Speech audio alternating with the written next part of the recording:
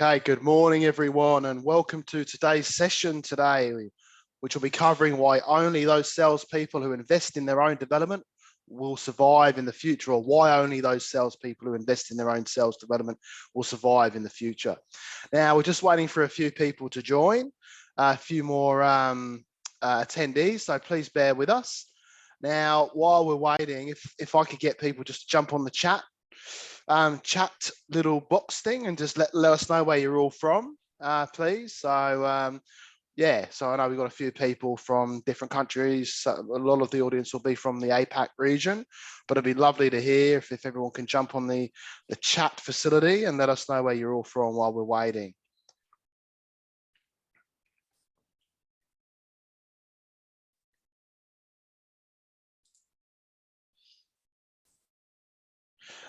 All right, great. Brisbane, John Lockton, great to have you here, mate. Sean Walsh, fantastic. Melbourne, okay, so I'm reading that straight out. Melbourne, lots of people from Melbourne and Sydney. Okay, good. As I mentioned, most of our audience will be from these parts of the world, even though there are some people that are on over in the UK, which is really good. Late for you guys, but we appreciate you joining. All right, we'll give it probably another 30 seconds. I'll wait for you guys to join. I got Ron Reid from Sydney. Welcome. Tom Langley. Yeah, no, I figured it was Sydney, unless Sydney changed its name recently. No worries. Very good.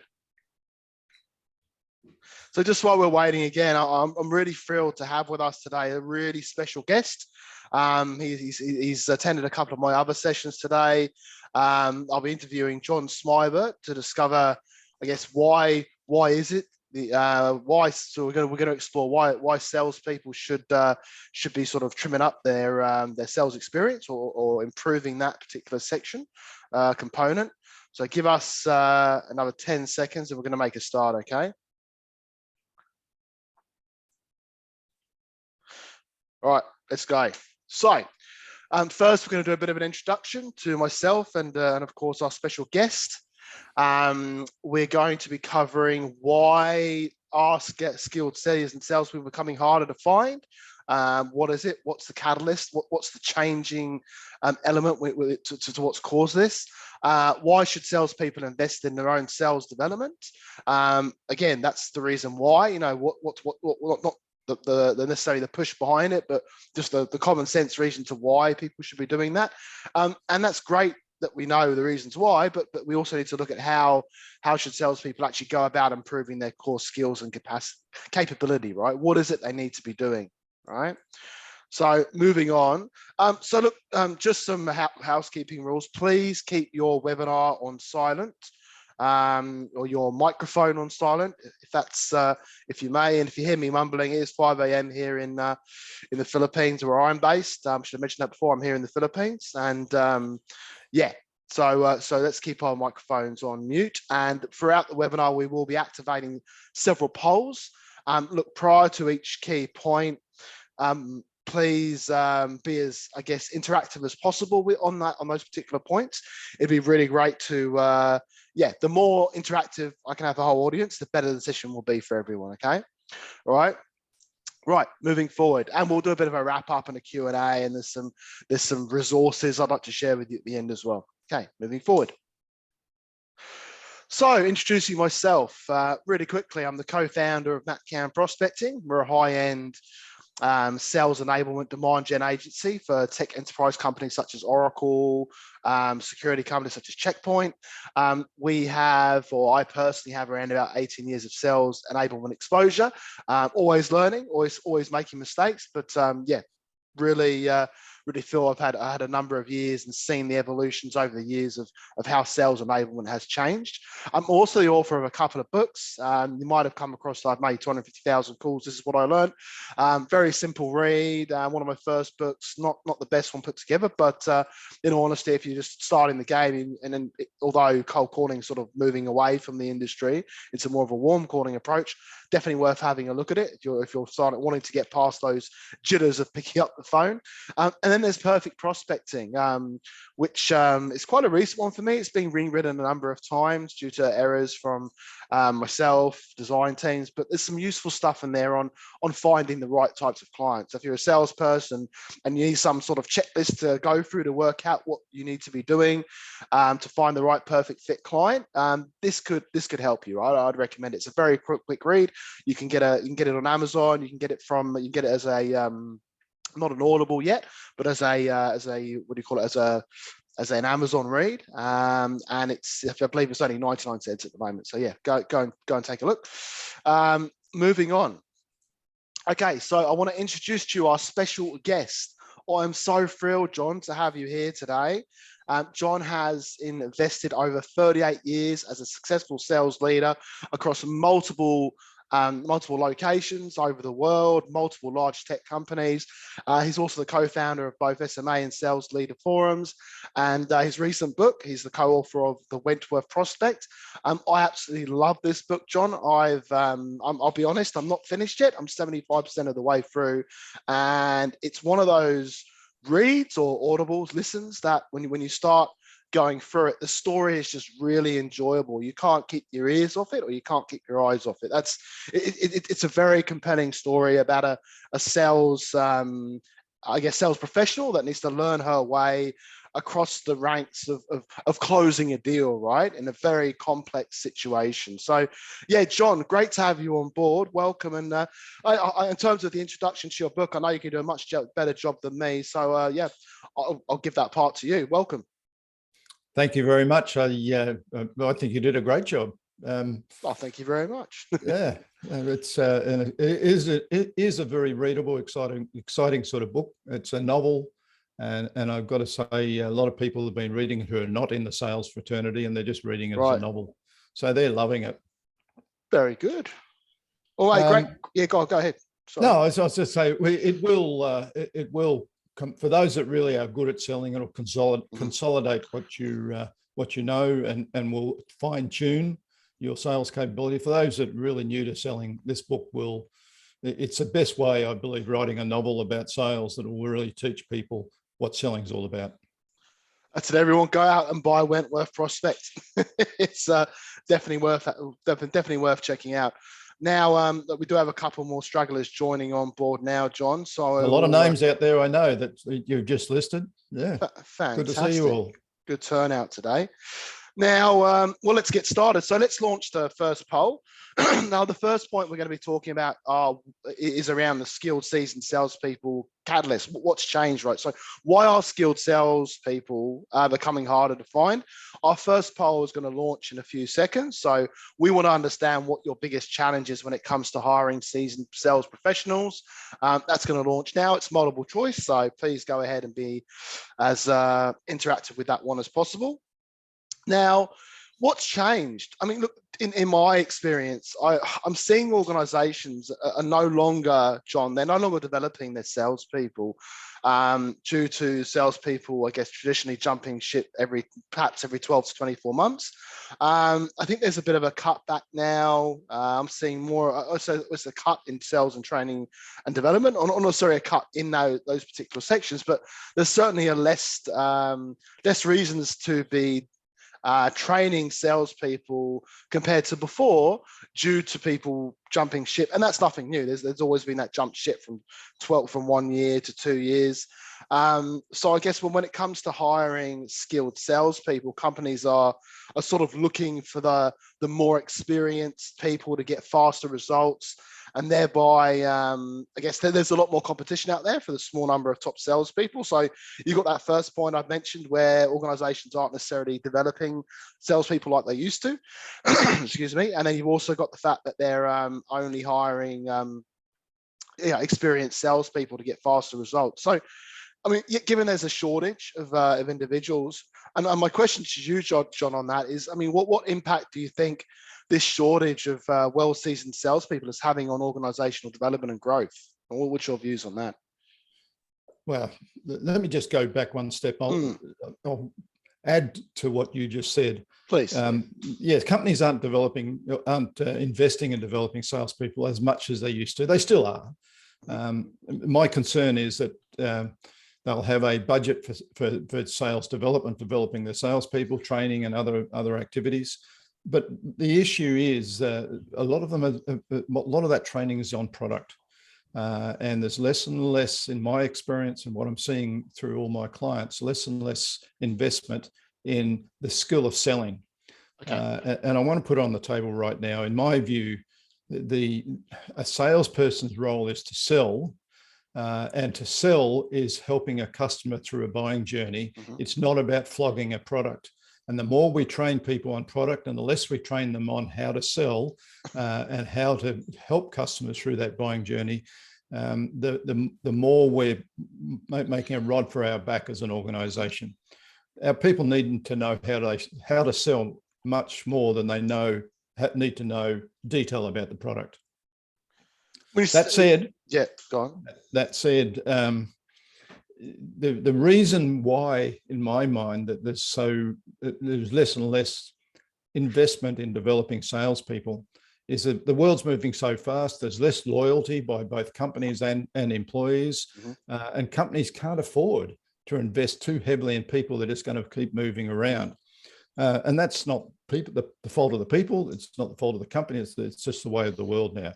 So we need to get our minds around what all this means. And the issue I've got is we're all competing for the best salespeople out there. Now, we all know the Pareto's law, 80-20. There's 20% of the salespeople that generate 80% of the sales out there. So everybody's competing for that 20%.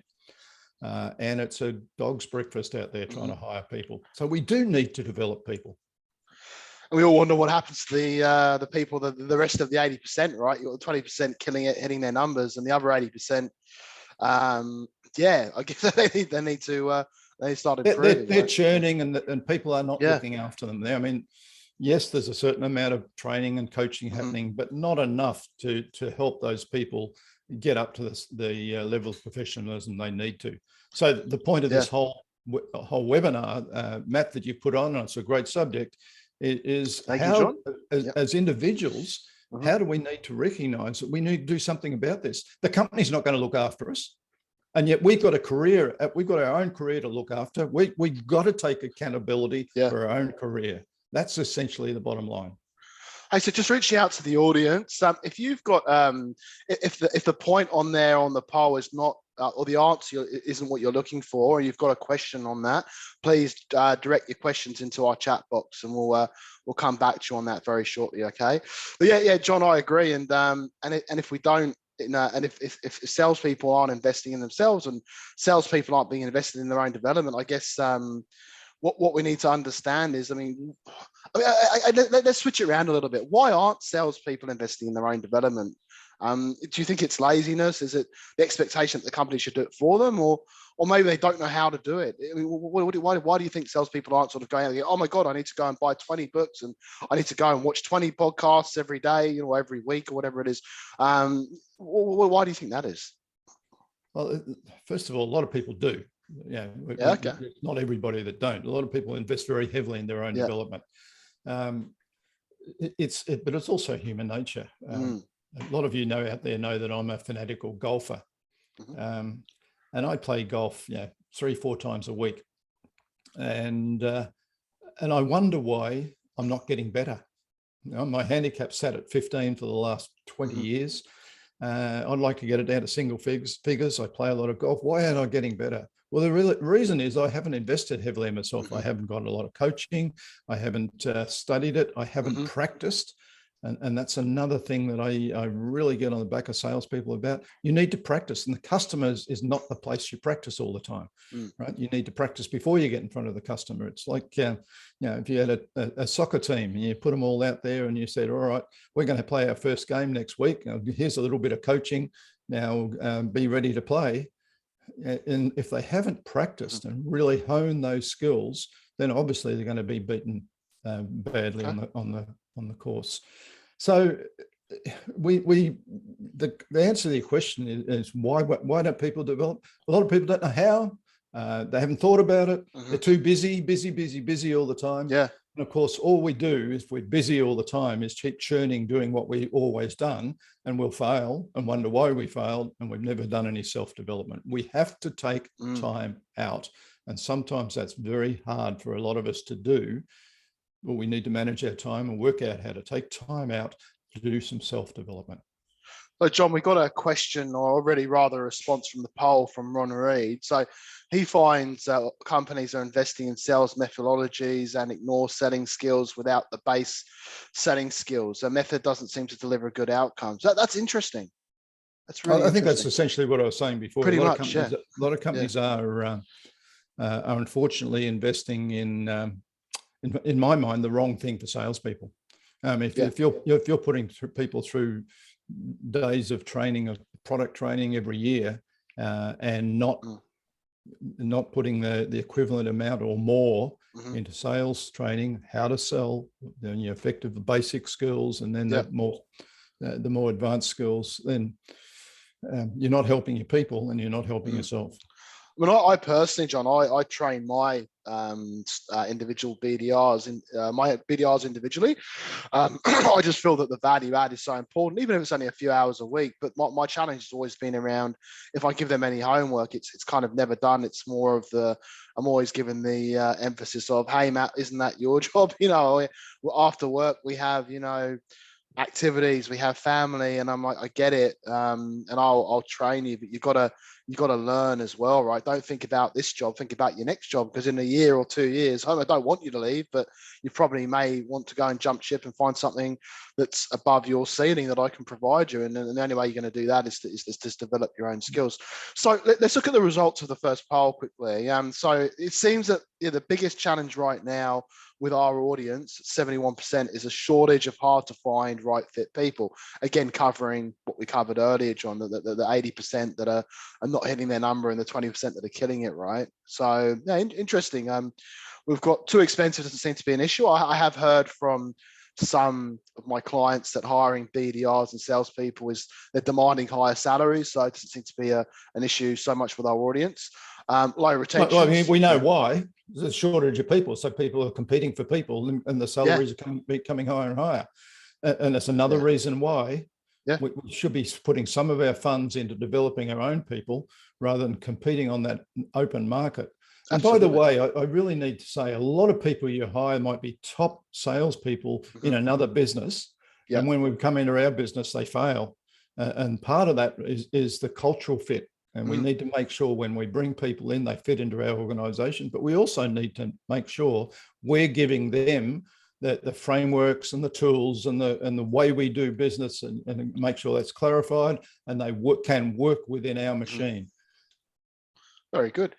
I always find it interesting when I hire new salespeople, and some of them will sort of sit there, get on with it, and they'll do their usual 6-month tenure and build a name for themselves, build pipe. And others will wait maybe 3 or 4 weeks and sit down with me and say, look, I think it's time you give me a pay rise. And I kind of sit there and go, what? Hang on a minute. What's going on here? And maybe it's a cultural thing on this side of the world, but it always used to blow my mind away. I just thought the first 6 months, or at least 3 months, blow me away with how good you are, and then then we can talk, right? But interesting. So look, we're not getting any more questions, and so audience, if you have any more questions on this particular subject, please, or on this key point that we're discussing right now, please chuck them into the box. And I do have my moderator with me today, but I don't think she's I think she's having some microphone issues at the moment. Anyway, so we'll move on to the next talking point in a few seconds, if there's no more questions that come through. All right. Or maybe just quickly, John, low retention. That's around 36%. Not. I mean, it's a challenge, but it's certainly a challenge from our audience. So they're not staying as long as they should. But that's nothing new, right? That's been around for salespeople. Have been doing it since my time, 12, 13 years ago, working for tech companies. That was always, people would leave and they'd even come back to the same organization after they've done 2 more just to get that pay rise. It was always a saying and I'm not going to mention the name, in the tech company I worked in, that you leave this company, you go somewhere else, and you come back and get a 30% pay rise, because that's the only way you could get it. They wouldn't give it to you internally. But anyway. Yeah. Well, that's a blight on the company you've left and come back to, isn't it? If they're not if they're not doing what they can to retain their top people, Yeah. then they've got a problem. No, they put a rule in actually. After a couple of years, they said you can't do that anymore. You can only come back to this company twice, and then you can't come back anymore because everyone was doing it. Anyway, moving on. So, okay, so how should no? Okay, sorry, I'm jumping too far. Let's look at some of the whys quickly before we look onto some of the things that salespeople should start doing to develop their own. To start developing themselves. So why should salespeople invest in their own development? Why is it so important? Let's end the current poll. All right. And I'll just share those results with everyone so they've got them to share. And I'll close that off. All right. So our next poll, we want to understand how much time you actually spend on sales development, whether you're a sales leader or whether you're a sales professional. We want to understand the amount of time that you do spend on those types of activities. Okay. And we're going to start that poll very shortly. Here we go. 3, 2, 1. And again, please, like any questions you've got on the poll, and if it's not the answer you want or you want to expand on it, jump onto the chat box, please. Let's hear your input.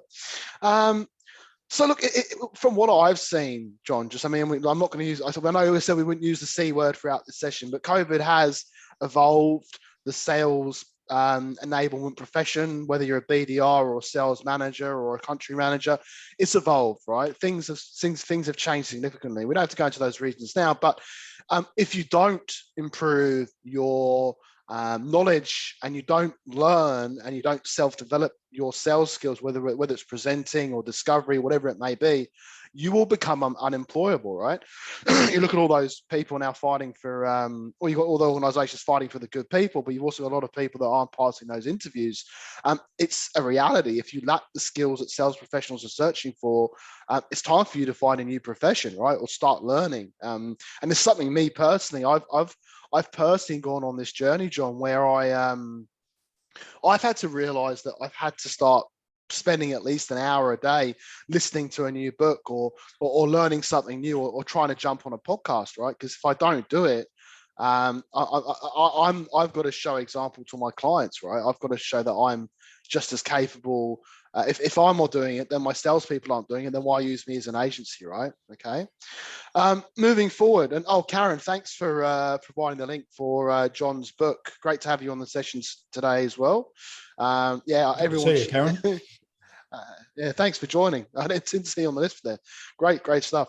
So B2B sales has transformed significantly over the last 2 years. I've already mentioned the C word. I'm not mentioning it again, but that being a huge catalyst, the working from home, the minimal switchboards, being able to get calls transferred over switchboards, prospecting issues, that's really what we're looking at. There are new ways that we need to be prospecting, qualifying, discovering, qualifying and closing.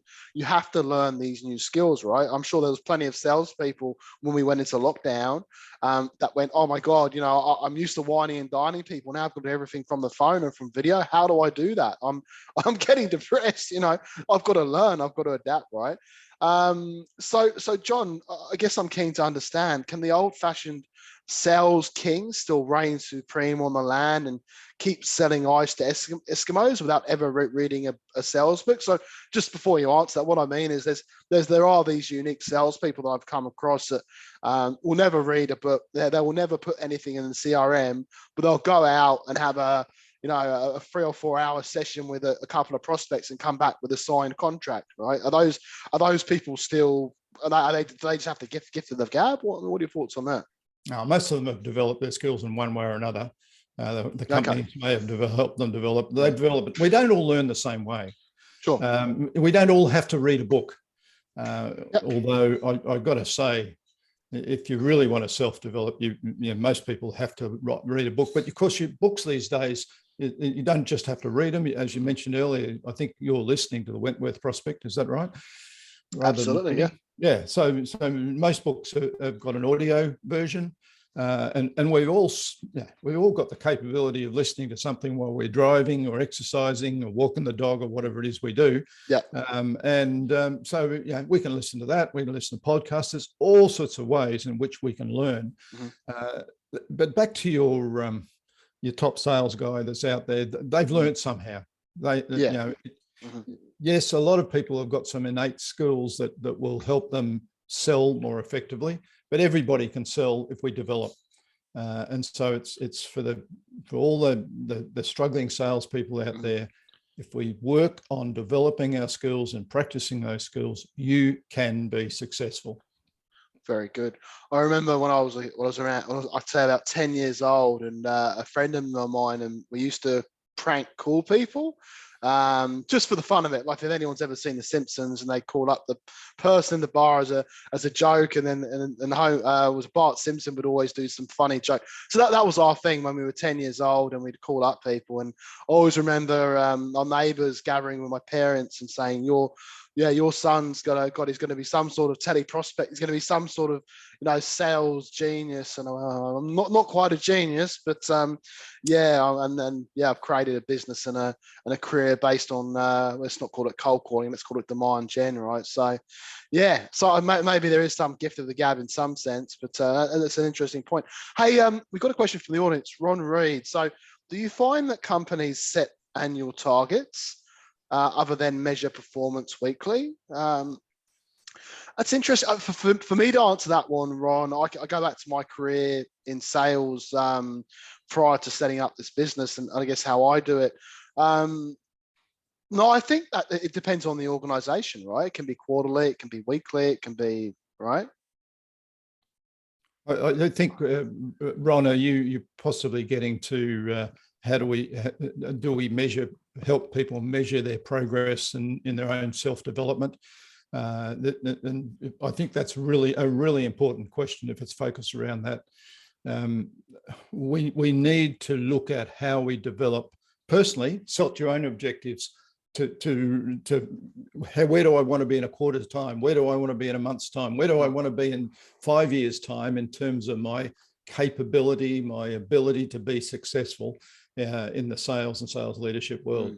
And we need to then set objectives and measure, and then progress towards and measure our progress towards those objectives. Self-development is so important, and it's very easy to sit back and say, well, I'm doing okay, and you stop developing, and very, very quickly you'll find yourself out of a job or being unsuccessful.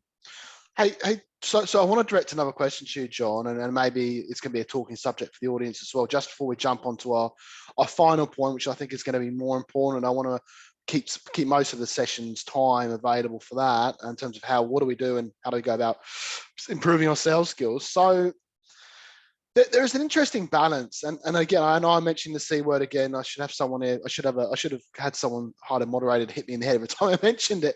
But I know that lately there's been a lot of change and a lot of working from home, and the whole COVID thing has essentially, in a lot of ways, it's got us thinking, right? Family, hobbies, self-development.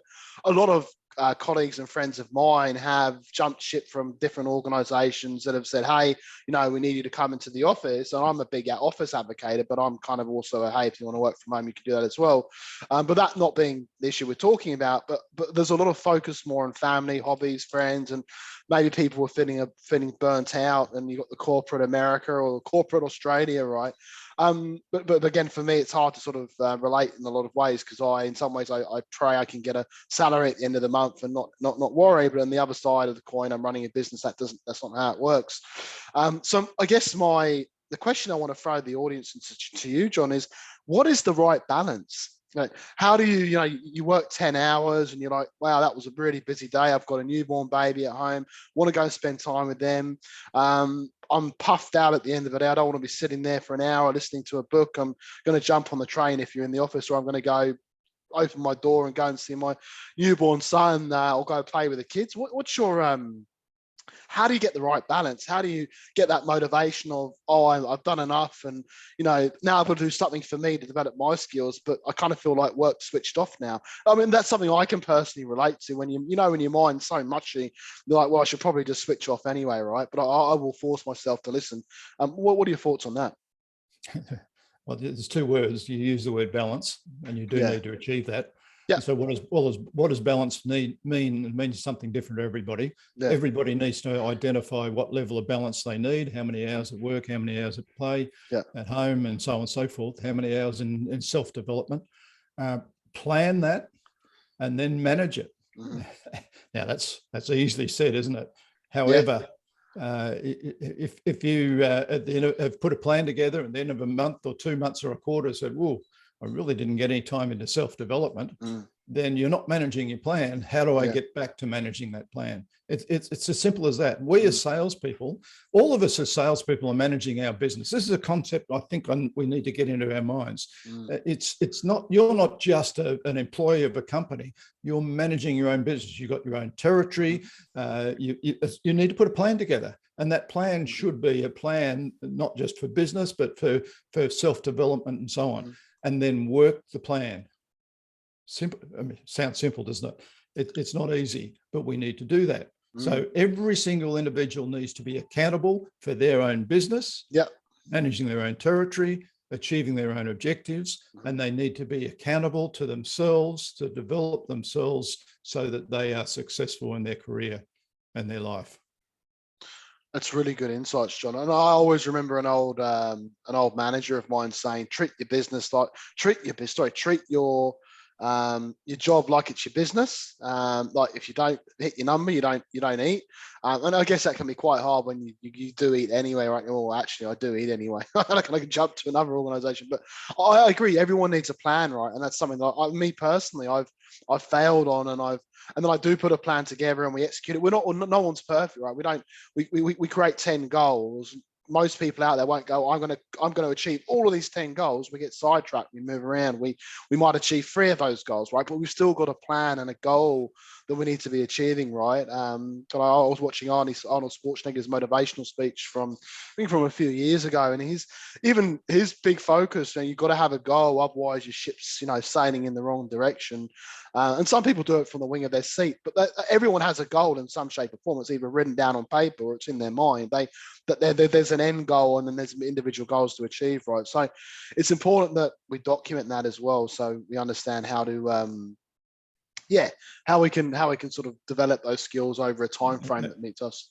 We talk about sales and managing sales and measuring activity, because activity leads to steps towards a goal or achieving objectives. And that's what we need to do, managing our own affairs and putting a plan in together, and then identify what activity. So self-development. Now, we might decide we want to do 3 hours of self-development every week. Now, that's not a lot. I sometimes think it should be a lot more than that. But 3 hours is probably doable for a lot of people. When and how are we going to do that? You need to think through carefully and then put a discipline in place. Hey, how many of us join gyms? And we go 2 or 3 times over the first week or month, and then we dropped, and suddenly we realize we've been paying membership for a gym for 2 months and we haven't been once. So it's setting up that discipline to make sure we have that activity that are going to progress us towards the goals that we've set, and then becoming disciplined. Now, if you can't become disciplined in your own life, you're never going to become disciplined in your job, and you're not going to be successful in your career. So the number one objective is not so much setting goals, it's identifying the activity you need to get those goals, and then being disciplined and making sure every week, or in fact every day, you do some work towards the activity that's necessary, whether it's to your own development or it's growing a pipeline, prospecting, or progressing deals through pipelines and so on. It's all about the discipline every day. What do I need to do today? What activities do I need to do to achieve my weekly plan of activities that I know will ultimately achieve the outcomes I'm looking for? Very good. If anyone has any other questions on this, on the whys, please throw them into the chat box now. But we're going to move on to, I would say, the most important point of this session, and we're going to start looking at, what is it that salespeople need to start doing to improve their core skills and capability? Really, really super important. I'm going to end this poll and I'm going to share those results just for a few seconds while I talk about the next poll. So we need to look at the types of activities and resources that salespeople, myself, John's doing every day in order to improve. We should always improve. The best pilot in the world, he doesn't stop learning how to fly a plane. A pilot has to do a simulator I think it's every 6 months. My dad was a pilot for British Airways, and they don't just, you don't just say, hey, that's it, you're done, and now go fly a plane and we'll see you, when you retire. They're constantly improving processes, procedures. Something falls off a plane. Why did that happen? Like, two pilots argue with each other. Well, we need to bring in some sort of training to make sure pilots work well together, right? So it's a constant learning. It's a constant learning exercise, right? So, all right. So if everyone's got those results now, I'm going to bring us on to the next poll. Please be interactive on this. And again, chat box is open for you to have any input on this outside of what we already have in there, or just your own opinion. Just please go ahead. So what sales development resources have you as sales? Well, I made a mistake there. No, I've just put some gaps. Sales leaders, professionals invested in over the last 12 months. You can tell I was rushing this through when I was writing this up last night. Anyway, so what sales development resources have you as sales leaders or professionals or country managers or whatever it may be, have you invested in over the last 12 months? So I can see the results coming in there. So we'll get that started. All right. So this is really important. You need to actively start putting together resources and tools that are going to help you succeed as a sales professional. I would personally recommend, and feel free to jump in, John, if you've got another on your view on this. I really respect your experience and skill set on this, but start with a mentor, right? I personally have maybe 10 different people that I call up every now and then and ask them for help. And I owe these people, when I next fly into Australia, amounts of dinners and wine. But these people, it's like, take everything like a pinch of salt. One mentor will tell you one thing, one mentor will tell you something else. They're not necessarily right, they're not necessarily wrong, right? But listen to them and talk to them, help them as much as they help you in order to identify things that you should start be doing. I mean, if someone says, go and read a book, I'll go and find the top 10 sales books that I should be reading. That's great. But what relevance is it to you? Do you need to improve your discovery skills? Do you need to improve your presentation skills? Do you need to improve your listening skills, your storytelling skills, right? Find stuff that's relevant to you, right? So, I mean, John, what would you recommend starting with? I mean, personally, for me, I'd go to a mentor and then I'd start looking for some sales books on things that I would feel that I would be interested in reading, but also need to be learning about to improve, right? So, would you start with sales books, podcasts? I mean, what's your personal sort of recommendation on that to the audience? Well, let me go back to what you were talking about, and that's mentor. Sure. First of all, I agree with you. We all need mentors. We all need coaches, and it doesn't necessarily need to be your managers or necessarily need to be somebody in your own organisation. In fact, I can see some names up here. Tom Langley. Tom Langley was a mentor of mine. There you go. Good to see you here, Tom. But we all need a mentor. And if you're out there struggling and you've got nobody to talk to and say, share your experiences, etc., then you've got to go and find people. Absolutely critical. We all need to work with others. Yeah. Now, the other thing I do is recommend very strongly peer groups. Mm-hmm. Now, get a group of people that are all in the same sort of role as you, but probably not competing, because you don't want to be sharing competitive information, and get together every, in this day and age, maybe on Zoom, or if they're local and you get out and have a cup of coffee together once a month or whatever, and just, hey, how did you had this sort of problem? I have too. How would you go about handling it? And learning from each other. So you raise a really good point there. Peer groups and mentoring, absolutely critical to our own self-development. Sorry, what was your question then? No, that's okay. No, you answered it in a different way, but I'll. So what would you recommend starting with? Yeah, a mentor, someone to help. So in terms of, I guess, if you were to say to someone, what book should you start reading, right? Or what podcast? I mean, what would you get? So would it depend on that individual's learning capabilities, what they prefer? What would you recommend to someone on the types of things that they should be doing to activities to improve their sales development? Well, I said earlier that we all learn differently. There's multiple ways in which we learn. So we all need to think about how we develop how we learn and what learns best. Now, you mentioned books. Yeah. The reason I wrote a novel is a lot of us like to read novels, but we can't read textbooks. Yeah. And a novel written well. I've read a few business novels in the past that are absolutely atrocious novels. And the one thing that I really worked hard to do was I had 2 co-authors, and one of them has become a renowned novelist. He's brilliant. And so without him, we couldn't have got the message over. But if you like a good novel, then there's novels out there, business novels that you can learn from. And the Wentworth Prospects one. I hate textbooks. I buy every new sales book that comes out. I tend to buy. I just can't help myself. But I flip through them. I might only spend half an hour on a new book I've written. I've got get the gist of what's in it. I know where to go as a reference book, and then I'll move on to the next one. That's the way I learn. I can't read a textbook. Well, I call it a textbook. Typical sales book. I can't pick up and read from cover to cover.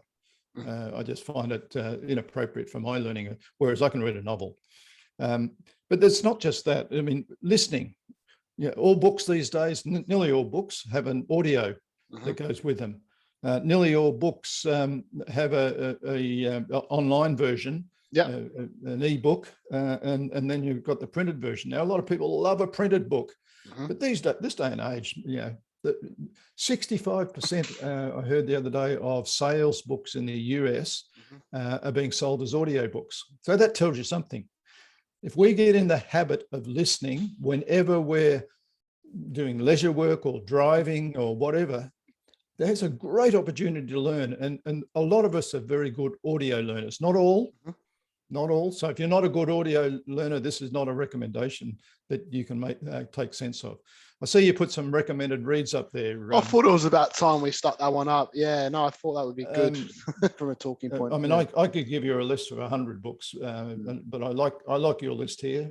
7 Stories. If anybody's not read that, 7 Stories Every Salesperson Must Tell by Mike Adams. Really good book. And we as salespeople need to develop that skill to tell a story. And it's not just simply telling a story. We have to know how to tell a story and know when to use the right sort of stories during our sales process. And that's what that book's all about. So, and there's an audio version of that book as well. I don't know Never Splits. Spin Selling. Yeah. If you haven't read Spin Selling, it's a, 1980 book or thereabouts. So, and you've written there the Bible of selling. I agree. Absolutely. It's if you want to learn how to properly sell, properly ask questions, the right framework for questions and so on, Spin Selling's brilliant. Wayne Maloney, Your Roadmap to Achieving Sales Success, a great handbook for salespeople. Particularly new sales people.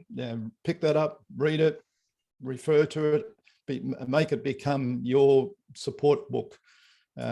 Would recommend it very strongly. The Perfect Close by James Muir. I'm jumping over the ones I don't know, by the way. Succeed Without Selling. That's what won the Gold Award recently. There's another recommendation. Top Sales World, which is a magazine based out of the UK.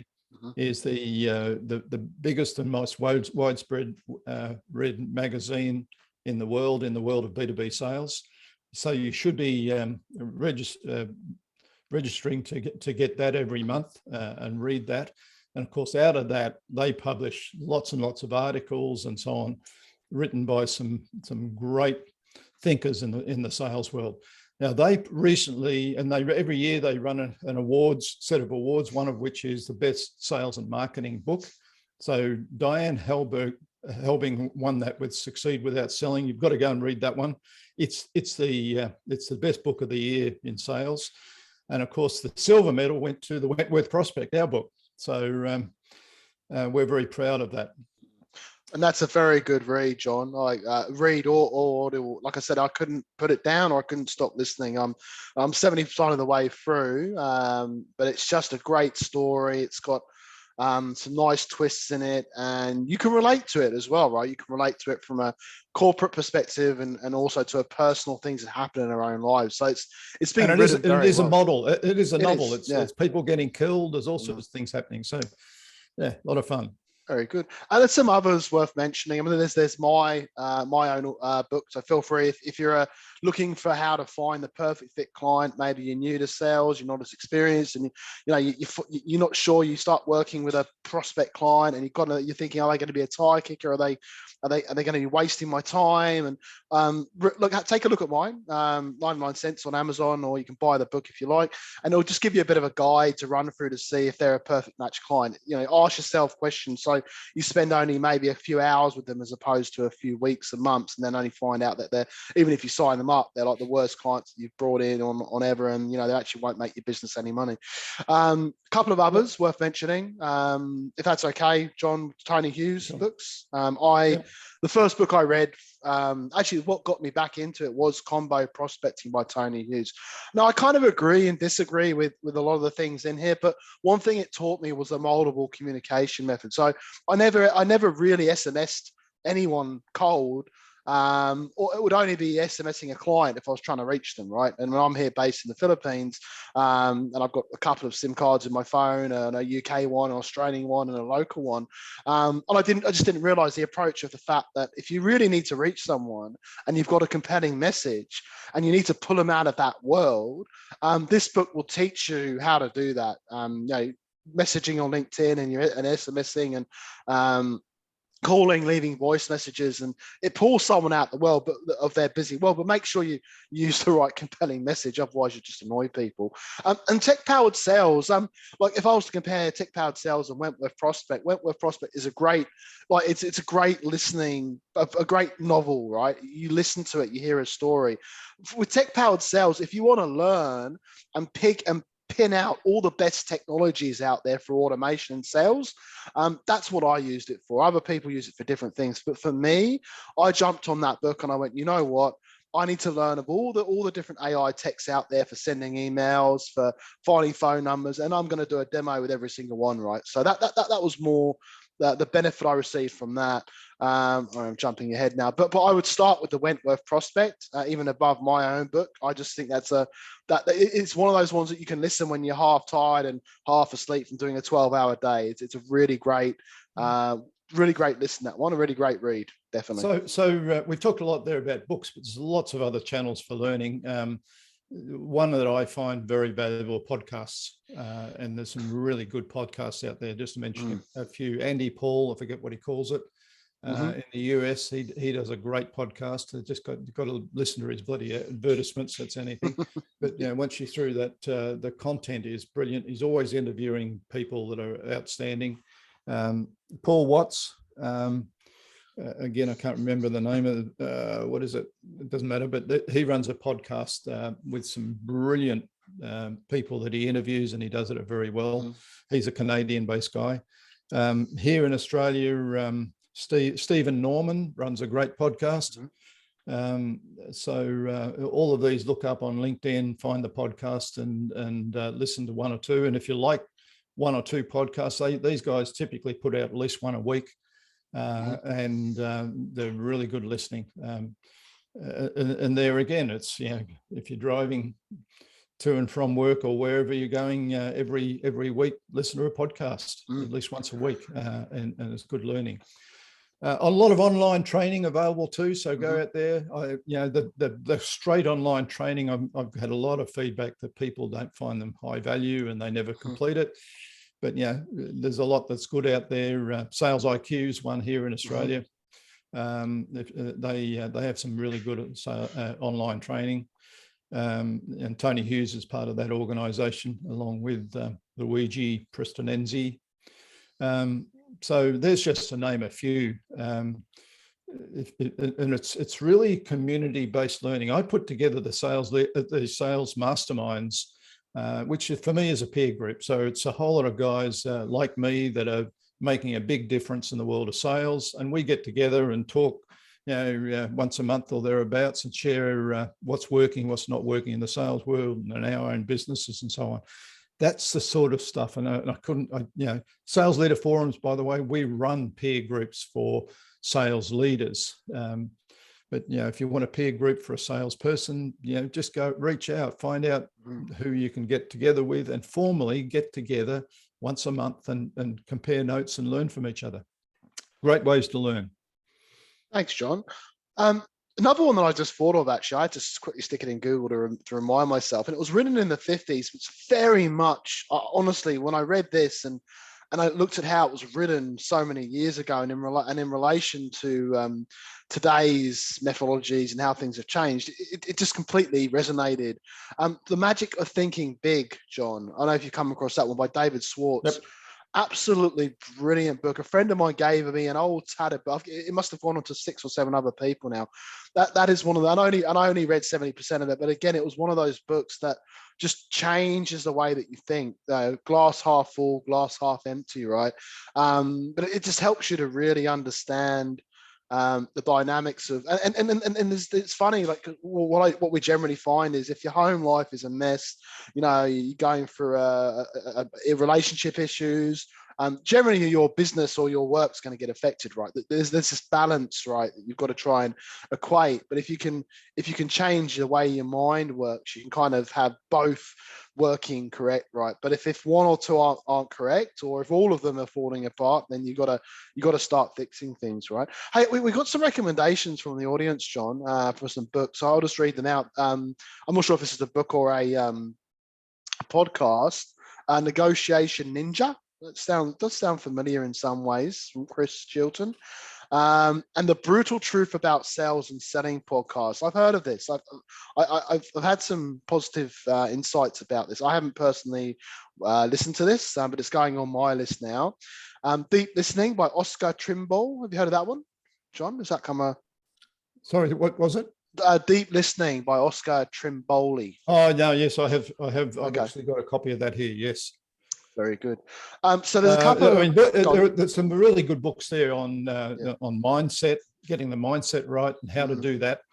One of the blights that a lot of companies do to our industry is they teach people to sell their product, and it's all about feature, function, benefit of products, not about the customer.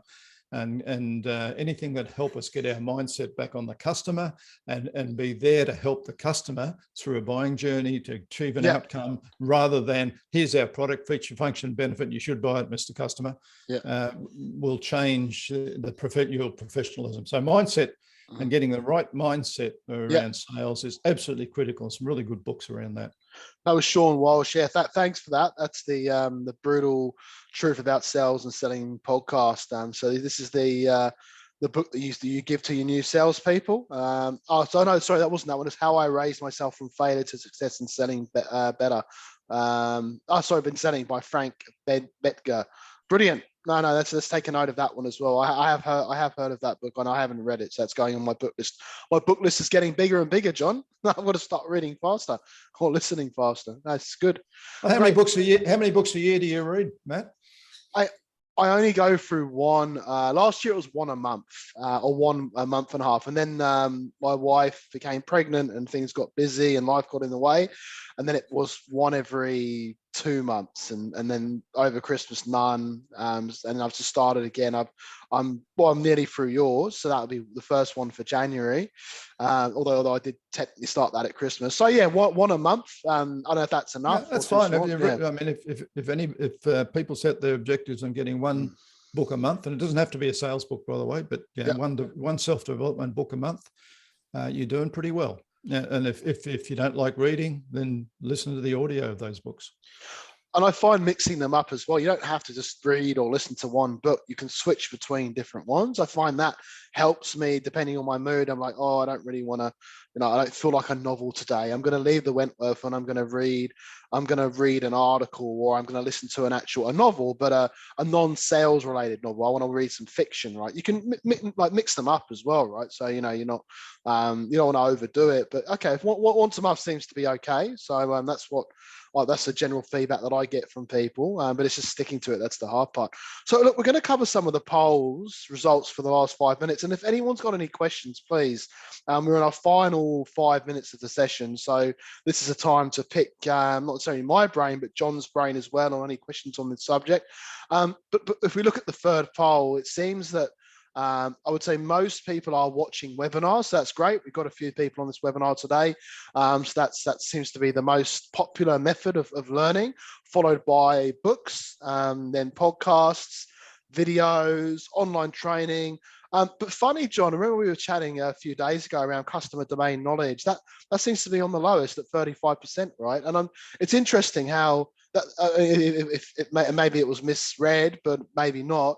Customer domain knowledge being the knowledge, your understanding your customers, right? Their industry, their dynamics, right? We need as salespeople, the number one thing we need to be able to do is have a conversation with a client about their business. Yeah, absolutely. And if we don't have domain knowledge about some aspects of their business, we can't have those conversations. We'll have them in it, create any value through that conversation for the client. To me, domain knowledge is much, much more important than product knowledge. And so it's something we need to learn. It's funny, Sue, the Wentworth prospect, the heroine name is Sue. Sue is based on a true character that I was coaching going back a few years ago now. Wow. And I helped to, I said, you've got to build your personal brand. You've got to build domain knowledge out there. You've got to and she was selling to the banking industry. And she went out of her way to attend banking conferences and listen to all the conversations that are happening in the banking world, read banking magazines and a whole host of things. She was able to go in and hold a conversation with any senior banker and hold her stead, peer-to-peer conversation. To me, that's what a salesperson needs to do. So, building your knowledge and capability around some aspect of the customer's domain is critical. Very good. And I 100% agree. And it's something that I personally try to do. Like, you find a specialist in, what are you selling? Who are you selling to? Pick an industry. Okay, it's technology, right? Which part of technology are you selling to? You're selling to cybersecurity, ERP, whatever it may be, right? And then find companies that match that. And then from there, understand how those organizations work, what's happening in the industry, how is cybersecurity developing, what's going on with hackers, all that sort of stuff. Just understand that, and also find out what events are going on, see what the C-level executives are up to on LinkedIn and what they're attending as well. And pretty soon, when you jump on the phone with these people, you'll actually be able to have really intelligent conversations, and they won't be saying, why are you calling me? Oh my God, is this a cold call? This is this is the worst time, because you're talking their language, right? So absolutely, I 100% agree with that statement. Great. Now, given that we have 3 minutes left, so we've done well. We've covered most things for this entire session, which we normally run out of time. So I'm very happy that we're at this point. Any last questions, throw them in. If not, we'll start wrapping up. Okay. Thank you everyone for joining today's session. I hope it was useful. I will be sending everyone that attended the list of books and other stuff that you can take a look at, including my own and definitely John's book. But I'd highly recommend start listening or reading John's The Wentworth Prospect, but also look at some of those other books as well, and find a mentor that's going to help you, and just get, stick it in your calendar every day at a certain time and stick to it, right? It's like a date night. Well, that's something I need to work on more. You have a date night, it's locked in, nothing gets in the way, and that's it, right? It's in the calendar. So I did have a bit of I'll send the first 5 attendees, I can't name them now, but I'll bring up the list. I'll send you a physical copy of my book. I'll reach out to you later. That's just from my end. Anything else you want to add, John, before we sort of sum up? I'm just looking at some of the names out there attending this thing, and I've got to say there's people I know well, and they will know some of the people we've worked with in the past. If you get the Wentworth Prospect, just see if you recognize any characters in the book. You'll find it quite interesting. Well, and Karen, it's great to have you on this session. We haven't. Last time we met was probably down the CVIT, which I believe we're going to have again. It's called SMB Digital in Sydney, and I've got some great news. They've taken quarantine and stuff away, so I'm looking forward to flying into Sydney and hopefully doing some face-to-face stuff. So that's really, really exciting. So I look forward to if I meeting anyone on the on our attendee list, and It's been a great session today, and you'll receive stuff via email. John, thank you. Most importantly, really appreciate you attending today, and have a great afternoon. Mate. My pleasure.